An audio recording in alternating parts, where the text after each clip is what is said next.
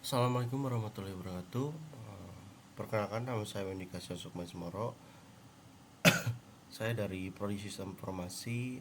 Pada kesempatan kali ini saya akan mengerjakan soal UTS untuk simulasi tools BI dari data yang saya peroleh, untuk bisa disajikan dalam bentuk visualisasi, dalam bentuk chart, map, atau grafik yang lainnya, dengan tools business intelligence, itu tools Tableau ya. Dataset yang saya pakai ini, saya memakai dataset Global Superstore Order 2016, di mana data ini berisi dari setiap transaksi produk yang ada, terus kategori produk yang ada, subkategori produk yang ada, bahkan sampai segmentasi setiap produk yang ada itu dia siapa gitu kan. Dari data yang saya peroleh ini, saya akan membuat visualisasi untuk mengetahui kuantitas produk atau kuantitas kategori produk yang terbaik di setiap marketnya itu ada di market mana. Terus juga saya akan mengetahui tren dari penjualan produk per bulannya di setiap tahun itu seperti apa. Dan saya akan membuat tabel bahwasannya dari hasil penjualan itu di mana saja sih saya akan membuat kelompok lagi kategori produk, atau ya kategori produk yang memiliki minus tertinggi, atau bahkan dari segi profitnya minus maksudnya. Di mana saja sih saya mengetahui dari kategori produk tersebut yang memiliki profitnya minus gitu kan. Selanjutnya ada wilayah profit. Itu kita bisa mengetahui atau melihat langsung di wilayah mana saja yang terbanyaknya profit minus itu seperti apa gitu kan. Dan penjualan subkategori untuk melihat barang apa saja yang minus. Selanjutnya ada di return barang tertinggi seperti apa. Mungkin kita akan lanjut langsung saja ke tablonya ya. Sebelum ke tablo, mungkin saya akan memberikan dataset yang saya pakai dulu ya. Kalau kita bisa lihat di sini dataset Global Superstore Order 2016, terdapat 24 kolom, yang dimana kolom-kolom yang bisa dipakai untuk visualisasi ini ada order ID, order date, ship date juga, customer ID, segmen, state juga, country juga, terus juga ada subkategori, kategori juga, dan sales. Kita juga bisa mengetahui profitnya itu apakah plus atau minus gitu ya.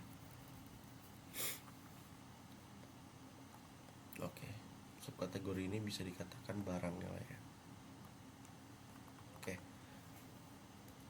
selanjutnya saya akan menjoin juga data return ini berdasarkan order ID, yang dimana data ini saya akan live join ke data ini untuk bisa mengetahui subkategori produk apa saja sih yang apa namanya seringkali dikembalikan barangnya itu, entah karena salah beli atau mungkin tidak sesuai dengan pilihannya gitu ya.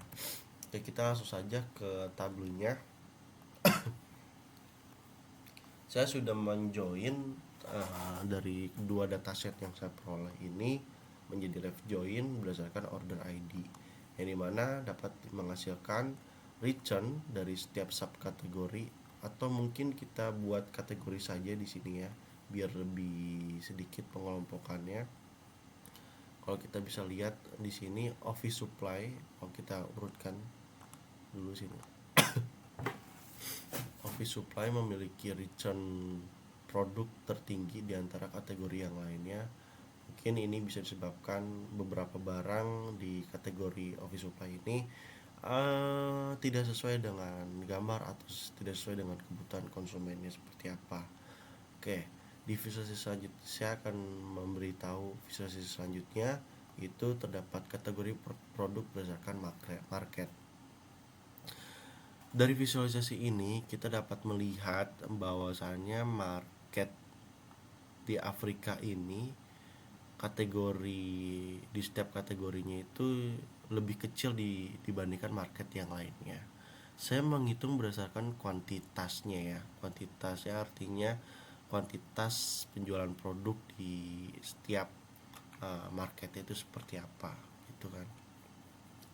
Kita bisa melihat di sini Afrika memiliki kuantitas produk paling sedikit di antara market yang lainnya ya. Artinya dari segi penjualan juga masih kecil di Afrika ini. Selanjutnya ada tren penjualan. Tren penjualan saya sajikan dalam bentuk grafik. Kalau dalam bentuk grafik ini yang kita bisa lihat adalah kita bisa mengetahui dari tahun 2012 sampai 2015 di bulan mana saja sih yang mengalami penurunan dan justru kenaikan gitu kan. Kalau kita lihat dari grafik ini dari tahun ke tahun cenderung dia mengalami kenaikan ya. Jadi harusnya dengan bisnis proses atau bisnis seperti ini bisa lebih uh, lebih berjalan lancar lagi ya untuk bisa terus dilanjutkan dari segi strategi pemasarannya seperti apa dan lain-lain. Dari grafik ini saya akan melihat bahwasannya jumlah profit itu di setiap kategori ya saya kelompokkan itu apakah ada yang minus atau yang enggak gitu kan. Kalau kita lihat di sini ternyata dari jumlah penjualan produk terbanyak juga terdapat profit minus ya. Kalau kita lihat di sini banyak ya, kayak misalkan di sini penjualannya 42.000 gitu kan, tapi ya atau 24.000 tapi ternyata profitnya juga minus. Dan saya akan lebih melihatkan per kategorinya. Misalkan kategori furnitur ternyata di tahun 2015 ini profitnya dia minus gitu kan. Di bulan Januari, Februari, Maret, hampir setiap bulan setiap kategorinya itu ada ya. Begitupun di mana, bukan di furnitur, satu lagi di office supply ini untuk bulan pertama aman, bulan kedua ini ada minus, bulan ketiga ini aman, bulan keempat ini justru ada minus. Begitupun kategori produk yang lainnya ya, seperti teknologi dan lain-lain. Kalau teknologi kita bisa lihat di sini mungkin sedikit dia minusnya ya, mungkin karena kesesuaian dengan target customer, atau customer juga sudah sesuai dengan kebutuhannya seperti apa. Oke. Dari kita bisa mengetahui setiap kategori produk mana saja sih yang paling banyak minusnya, kita juga bisa mengetahui nih dalam bentuk visualisasi map bahwasannya ternyata di negara United States ini atau Texas ya, dia memiliki profit minus tertinggi gitu. Kalau kita bandingkan dengan di California, dia memiliki profit sebesar 76.381, yang artinya dia memiliki profit tertinggi di antara negara yang lainnya. Oh, ada England di sini. England juga memiliki profit tertinggi ya, pertama di periode data ini 2016 gitu. Ya. Ini label-label ini saya taruh di sini kayak state-nya, country-nya, terus juga sum of profit-nya, sum sales-nya berapa gitu kan. Ini total penjualannya berapa gitu kan, di situ saya udah taruh.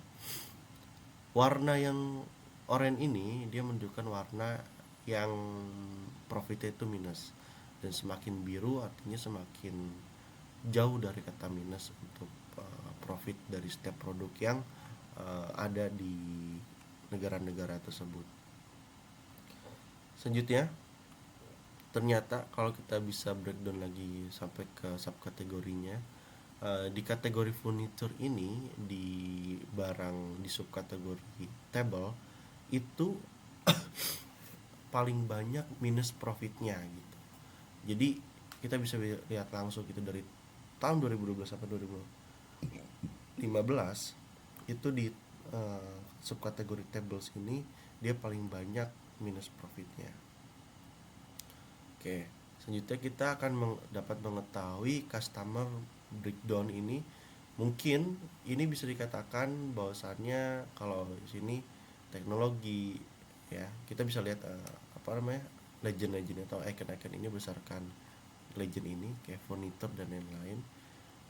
Saya ingin melihat data-data mana saja sih yang, atau barang-barang mana saja sih yang memiliki minus profit tertinggi gitu. Kita bisa lihat seperti ini, dia ada review data. Ternyata teknologi juga banyak ya minus profitnya. Terus di sini office supply lagi-lagi mungkin di meja itu ya tadi ya, dia sering kali mendapatkan minus seperti ini. Oke. Oke, setelah kita sudah membuat beberapa visualisasi, maka kita dapat mensajikan dalam bentuk dashboard. Nah, dalam bentuk dashboard ini kita bisa melihat nih, dan kita bisa memfilter berdasarkan apa yang kita klik untuk kita dapat mengetahui bahwa di wilayah itu seberapa banyak profit minusnya, tren penjualannya seperti apa, dan penjualan subkategorinya apakah tinggi atau rendah gitu. Karena di sini kita ada map kan ya, map. Di sini saya sudah melakukan use as filter, artinya ketika saya mengklik satu wilayah di sini, otomatis data yang lainnya ini akan berubah semua gitu. Begitupun yang lainnya gitu kan. Misalkan saya klik apa namanya ini akan berubah semuanya, bookcase di wilayah tertentu, misalkan United States.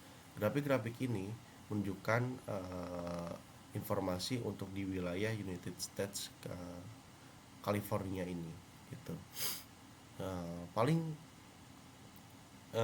itu sih yang bisa saya sajikan dalam simulasi untuk pemakaian tools BI ini dengan tabel dari data Global Superstore, atau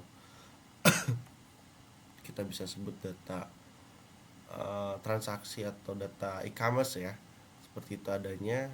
Makanya maka dari itu kurang lebihnya mohon maaf. Assalamualaikum warahmatullahi wabarakatuh.